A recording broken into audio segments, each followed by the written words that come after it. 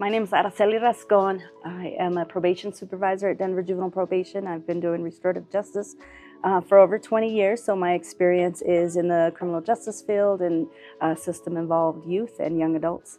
I'm Shelby Denby, and I'm a criminologist who's been working in restorative justice for the last 15 years, both in the criminal justice and juvenile justice setting. The last 10 years, I've really been focused on implementing in K through higher ed settings to make a more restorative school culture. We seek to hold confidential space within school settings when we're practicing restorative justice, and we also have the job of teaching what that means to our young people as they develop their social and emotional skills. We also have to explore some barriers like parent notifications or being a mandated reporter.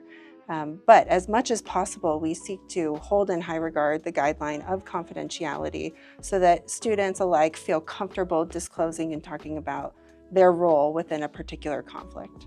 Yeah, I see some similarity within the criminal justice system. Like, we get referrals from, all system-involved agencies, and we have to just talk about the premise. I think confidentiality is so important because it's the premise. Like, we want you to feel safe, we want you to share, but we have, just some basic ground, rules or things we need to clean up. And confidentiality is, I want to make sure you can share in a safe space, and also the victims and all of the people that have been involved, not just the harm party. So we also have similar situations as well where, we say you can share. However, there are certain things that I do have to report back, if there's harm being reported, neglect or abuse, just because of my position. But I feel like we have some commonalities in just the basic foundation of confidentiality. Right. So for us, a case is referred to the restorative justice program that we have, or any agency that I'm working with. And so the process is the very beginning. We're hoping that when we get a referral, that the facilitators are doing at the pre-conference stage. So that's one example where we use it. And finally, when we're in circle or whatever method we are, if it's community group conference, that we're reiterating again the confidentiality piece, and that we can move forward. So that allows us to go on to the next step of the, or whatever our RJ practice we're practicing. That's great.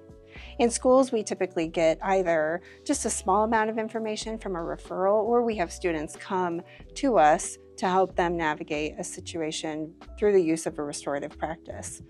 In those situations, we have to honor confidentiality within the pre-conference, what they tell us, as well as honoring confidentiality within any sort of restorative practice that's agreed upon. One of the nuances, I think, in schools is there's a desire to close the communication loop, either with the referring teacher or with the parents or with other community members that are involved.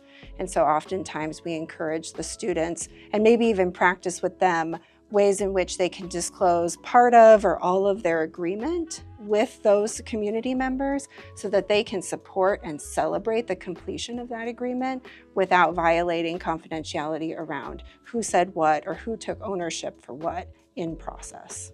I think for me, one of the largest barriers is that oftentimes within our society, taking responsibility or ownership for one's behavior can be equated as an admission of guilt. And so for our students who have experienced punitive consequences within the school system or within the judicial system, sometimes there's some hesitation to take ownership because it's like, what is the punitive hand that's waiting to come down? And so in the process of welcoming folks into restorative practice and focusing on the restoration and the repair, confidentiality helps them feel like they can say what they need to say, take ownership for their part, without the risk of accruing more punitive consequences. But there is some apprehension because we've experienced the punitive school system or the judicial system. And so really convincing them that this space is for them and that we can all hold what they say in confidence so that there's no additional punitive action that they're unaware of. Yeah, that makes sense. Some of the challenges that I see that we've experienced in my work is when confidentiality is not sometimes we forget to, at the beginning of the process, we forget to do it. And then halfway through your facilitation, you realize someone's disclosing something to you that, oops, you forgot. So there's challenges when we forget to do it properly. And then there's also challenges when they don't, there's multiple challenges, but the second one that I would say is when they don't want to, like they're stuck on, like we're just trying to explain like this, you know, through confidentiality, we're trying to say like you could share in this open space. We want you to feel welcome. But once you leave this room, you know, myself, the facilitators, we're not going to go to 9 News and tell them your story, you know. But sometimes they're hesitant to share because they've already, like I shared earlier, they've already gone to the court system. They've already said, so really just explain to them, this is just the first process in getting us going into the discussion to make everybody feel safe in you know, in the dialogue. And so I think the key is a good facilitator. When we have good facilitators that can break that down, explain to them this is what it entails. We're not gonna, you know, double jeopardy. You're not gonna get in trouble again for what was shared. And we're not here to hash out like every single detail of your case. I think we really want our end result is that restorative discussion. So I think that kind of helps, but there are challenges, especially when dealing with parents, maybe other, you know, support systems that haven't been there before. So, and all of a sudden they're coming and they don't know what the whole RJ process is. And so that could be a deterrent as well. Yeah. One of the things that made me think about is how within the criminal justice and juvenile justice system, restorative justice processes can be very incident focused. Something happens and then we're doing RJ around that particular incident. In schools, there's a much more longitudinal or relational focus because we're working with students for the better portion of a semester, a year, you know, up to 4 years. And throughout that, there's many opportunities for restorative justice practices.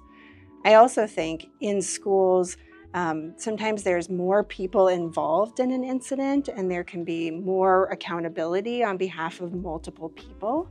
And so there's a propensity for youth outside of an incident to ask, hey, what happened in there?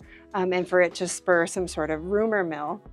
And so in schools, oftentimes, with respect to confidentiality, we're saying, what are we comfortable sharing with our friends when we leave this process? Because we know they're going to be asking, right? Yeah. Natural inclinations for kids to wonder. And so we may say something like, we had a great conversation, we were able to agree on some things, and moving forward, we want to do X, Y, and Z together in order to repair the harm. Oh yeah, that's great, especially also with professionals, because they might be wanting to know, oh, what happened in this case?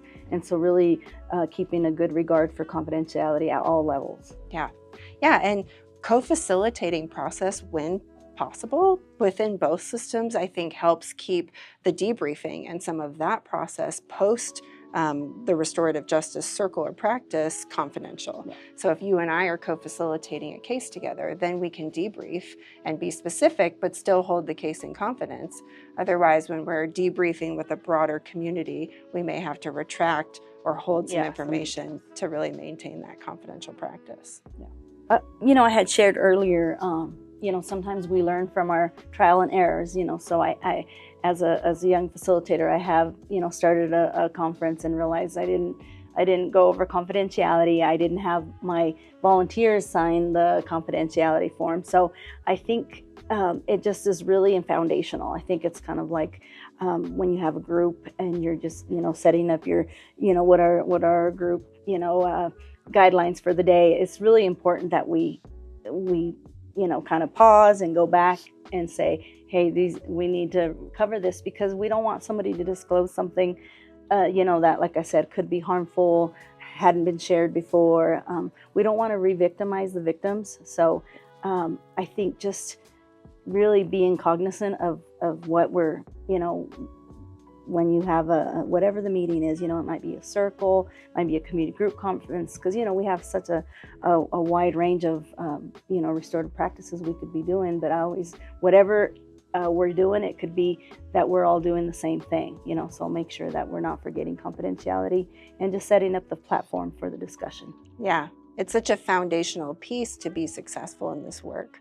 I think what I've learned about the guideline of confidentiality is that it can be fairly ambiguous for young people. And so within pre-conference to really discuss it further. And also within the realm of social emotional learning within schools, we talk about know your audience, what's appropriate to share and what's appropriate to not share. And not authoring what other people share in space. Things like take the lessons, but leave the specifics of what people were willing to own in that space. So for us, it's as much laying the foundation of what confidentiality means, what it looks like, what we can share, what we can't share, to ensure that the space remains respectful and remains confidential. In schools, when you move away from zero tolerance or blanket policy, we really look at wrongdoing as an opportunity to learn and grow. And we're really working on considering the context of the student's lived experience, right? Their family context, their home life, their friendships. And so all of those things have to be taken into consideration, because the second they leave a circle space, again, there are their friends asking them, hey, what happened behind the scenes? And so we have an obligation to prepare our young people for how they might respond and what they might share outside of space. Yeah, I really like what you shared, because sometimes I think confidentiality it could be a big word for young people. Yeah. And, I work with youth as well. So it's kind of breaking it down, like, this is what you can share. This is what we have, this is our obligation. This is theirs. Yeah. Because what you were sharing reminded me of sometimes the victims in our cases, they want the whole police report to be read out loud. And we're like, well, no, we don't have the ability to share that, because again, that's confidential as well, and especially with juveniles, how things can be, not only is the case that we're talking about, but other, distinguishing factors and information confidential. Yeah, absolutely. And I also think giving the students an opportunity to say, this is something that I don't want to share in practice. Oftentimes students will share things with me about their home life or about their broader context. Maybe they don't have to do with the incident in hand. And asking them, is there anything we want to keep confidential in pre-conference that you don't want shared with the larger group or the larger conference? And oftentimes they may say things about their own identity, or again, what they're willing to own as part of that. So while we can gently encourage them to be as open and communicative as possible, there may be still things that they share with us in pre-conference that they don't want shared with a broader group in a formal restorative justice process. Yeah, I would agree with what you're saying, and really go back to if you're able to. I know in the schools sometimes it's on the spot, but if the facilitator does their work in pre-conference, yeah, you'll hash those things out at that moment. Yes. We do victim impact panels where it's like 10 families in one setting, and so yeah, we're not gonna go into Johnny's case in depth, but if the facilitator did their work, we know that they said, the premise is they're going to be accountable, and so then we can have those discussions. Yeah. So it's different levels of ensuring that we reframe the confidentiality. Yeah, wonderful.